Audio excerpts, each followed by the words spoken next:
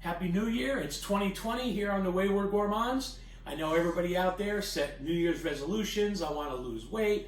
I want to eat less chocolate. For you guys out there, this is not the video for you. Today, we're going to be doing Death by Chocolate Cheesecake.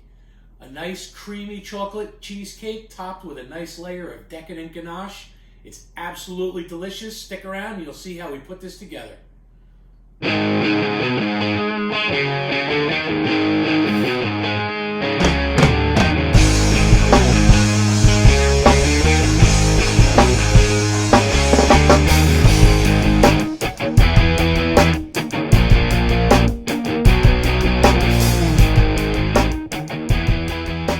Welcome back to the Wayward Gourmands. This is Keith. You heard it right. We're doing Death by Chocolate Cheesecake today. And like all good cheesecakes, it all starts with a good base. So I'm going to put the crust together and get it into our springform pan. We're going to start with some chocolate graham cracker crumbs. And then we're going to blend a little bit of white sugar in it. Just give it a little blend first before you put the butter in.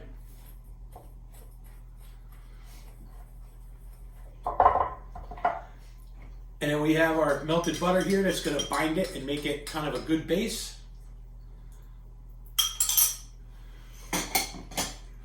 And just give it a mix. It's going to, you'll see, you'll know everything is nice and coated when it all starts to get dark. And I'm going to give this a mix. Once it's all mixed up, I'm going to get it pressed into our springform pan, and we are going to bake this for 8 minutes at 375. Just to, firm it up, and then we can get working on the cheesecake itself. Look at that, perfect. Looks like wet sand. So I'm going to get this pressed into the springform pan, and we'll be back in a couple minutes. I'll show you what it looks like after it gets pressed in. All right, thanks a lot.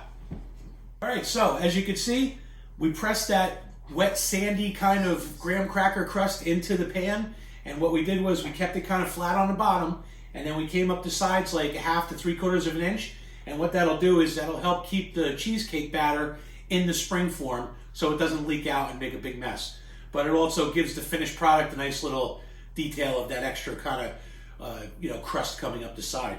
So what I'm going to do is I'm going to get this in the oven at 375 for about 8-9 minutes and let that firm up. And then we want this to cool all the way back down to room temperature. While I'm doing that, I'm going to start microwaving the chocolate chips with the milk to get that melted, and we'll continue on. So we'll be back in a minute, and we'll start putting the rest of this together. Okay, so welcome back. We baked off the crust. That's cooling off now, so that'll come down to room temperature. The chocolate chips and milk I put in a microwave-safe dish. You can melt them in a pot if you want. I just find the microwave a little bit more controlled. So I put them in there for 1 minute, and the milk gets hot enough that it melts the chips. We just stirred it all together, and you can see it's a beautiful consistency. Last step to do with this before it gets added to the batter is espresso powder. Now, I add a teaspoon, and it enhances the flavor of the chocolate. If you go with 2 teaspoons, it actually gives it a mocha flavor. So that's up to you entirely. I'm going to stick with 1 because I want the enhanced chocolate flavor, Death by Chocolate. So I'm just going to spin this in, and then we're going to move on to the rest of the batter. What I have with the batter is I have 3 8-ounce bars of room temperature cream cheese. And what I'm going to do is with that, I'm going to add our sugar. And I'm just going to mix it. On a low speed, you don't want to shoot all over the place.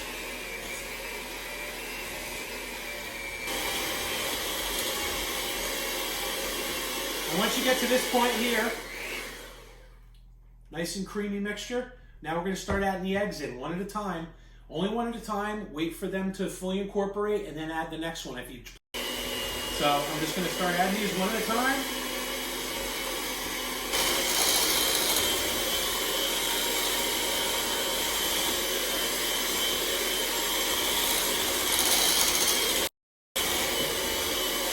And then while this is mixing, we're going to add our vanilla. And then just a touch of flour.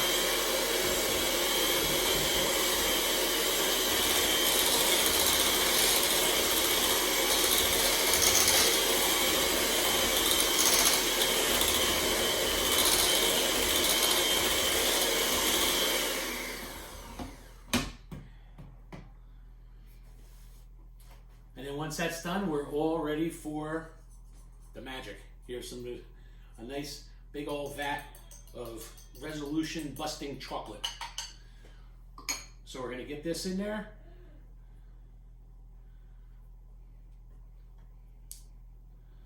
I don't want to miss any of this, so let's spatula this out.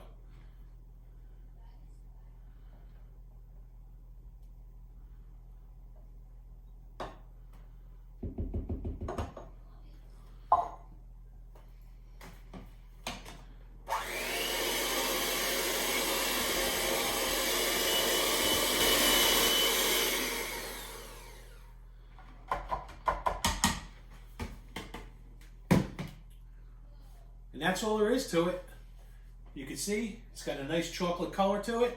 I'm going to scrape this down and get the rest of that mixed in. But this is basically done and ready for the shell. Once this is cooled down, I'm going to pour it in there. We'll get it in the oven.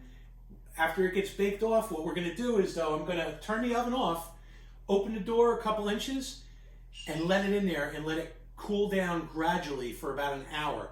What that'll do is that's going to help with the cracking, so you don't get, so it doesn't pull from the sides and start cracking in the middle. I'm not going to say it's not going to crack, but this is a huge help to prevent that from happening. So I'll be back in a couple of minutes when this is all cooled off. Okay, so I have the crust cooled down. You can see it's room temperature again, so we won't burn ourselves. I have the cheesecake mix, and I'm going to just pour it in there. What I did was, after I baked the crust off at 375, I lowered the temperature of the oven to 350. And I'm going to put it in there. And I'm going to tell you later how you can check for doneness to make sure everything is good. What I will say is, it's going to look like it's not done yet, but it is. The edges are going to start to dry out a little bit. The center is going to still look like it's not too set. And that's fine. It's going to cool off, and it's going to continue to cook, and it's going to firm up, and it's going to be perfect. Now I have the batter in here. I'm going to put this on a lined baking tray just in case there's any leaks. This way cleanup isn't a mess. And I'm going to get it in the oven, and we'll be back when we're all done, and I can show you how it looks when it's done. It's still going to be a little jiggly in the middle, but don't worry about it. Be back in a few. Okay, welcome back. We had this in the oven at 350 degrees for about 55 minutes. And here's how you can tell it's done. If you look, it looks in the middle like it's really undercooked. But what you want to do is you want to take a toothpick, and about an inch from the side, you want to put it in.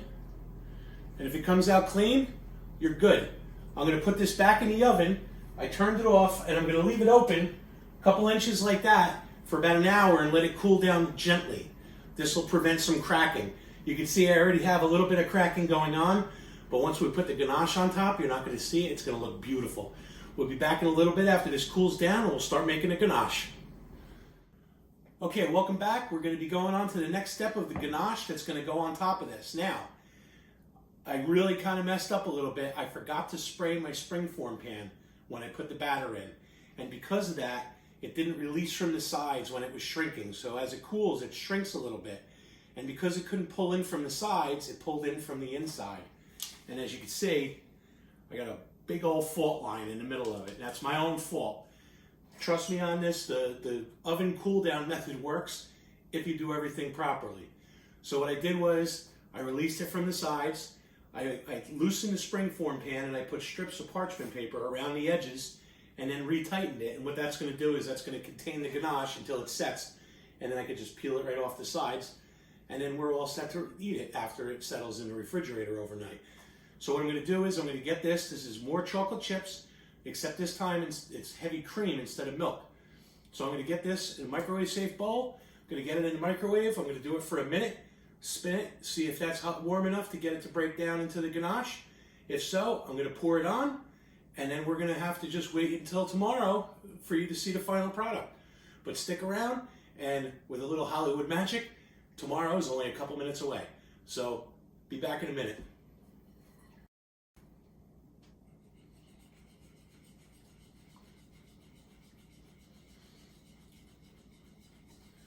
So we did it for about a minute and a half in the microwave, and you can see it's all hot enough to melt the chips, and everything is coming together. and you whisk it, and it almost looks like nothing's going to happen, and all of a sudden, boom, it turns nice and dark and rich, and it's going to be a gorgeous, gorgeous ganache.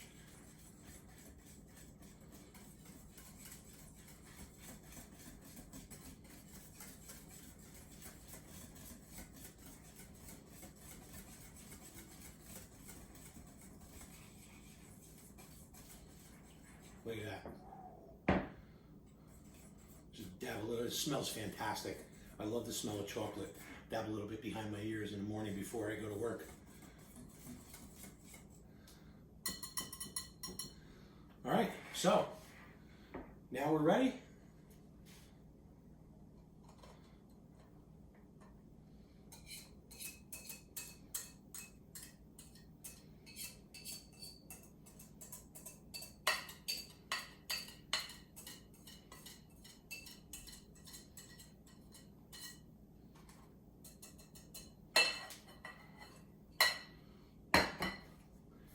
And we'll just kind of spin this around and make sure it gets to all the edges.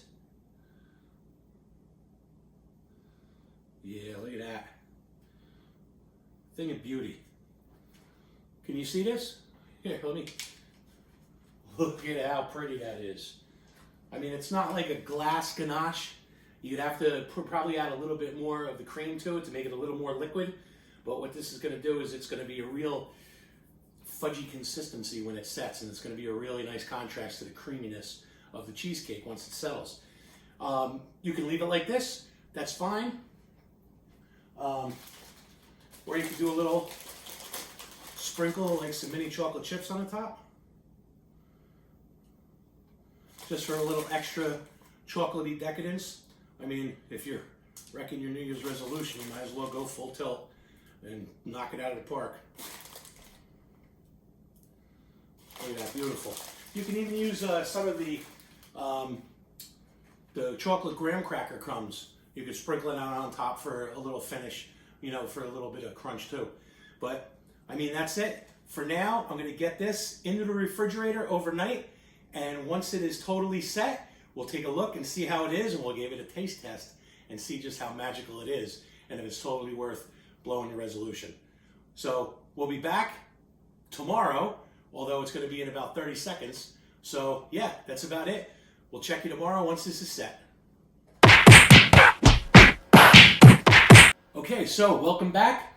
This was sitting in the refrigerator overnight. Everything is nice and firmed up. You can see this, the chocolate's not squishy anymore, so we can, you know, get it out of the pan and everything like that. I took the springform rim off, and then I peeled the parchment off that was, you know, containing the chocolate ganache. It does finish a little rough, so you can either spray the paper with an oil, or you can heat up a spreader like this and just kind of go around and smooth it out. It's not necessary, but if you're, you know, if you want it really pretty, you can do that.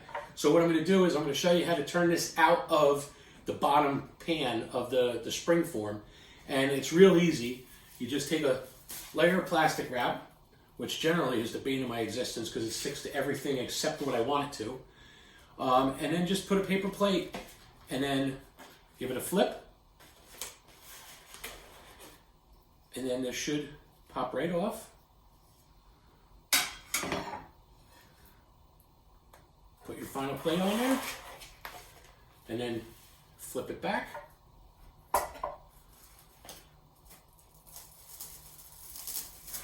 Voila, you're done. Now, you can serve it like that. Looks nice and pretty. I'm going to cut a piece open here, and we're going to give this a try. And I know what it tastes like, so you guys are going to have to taste it for yourself. Now, word of advice, I'm going to go run this under a little hot water here, so it'll make a nice smooth cut through the ganache and the cheesecake, and it'll be really pretty.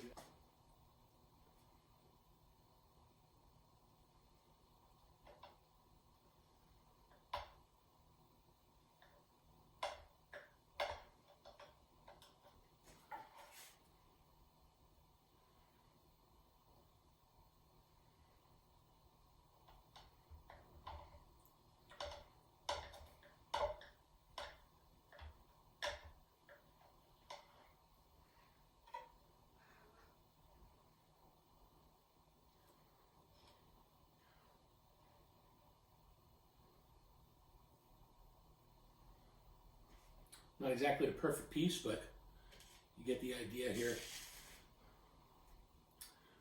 Yeah, I left a chunk in there, but that's all right. This isn't a competition. It's all about being delicious.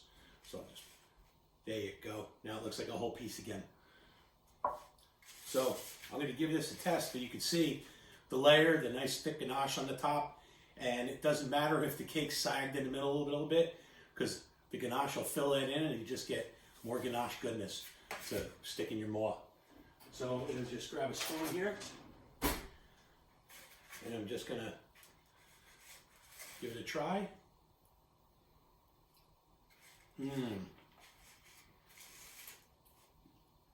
Death by Chocolate is the perfect name for this, because it is chocolate to the nth degree. It's absolutely fantastic. You spin that around, have a peek at that. Absolutely gorgeous. You don't need much of it. It's so rich, so decadent. I really hope you enjoyed this. I really hope you give it a shot. All of the ingredients and the amounts are going to be in the description below. If you like our video, please hit like and subscribe. Again, we are the Wayward Gourmands Cooking Channel. My name is Keith. We'll see you next time on the Wayward Gourmands.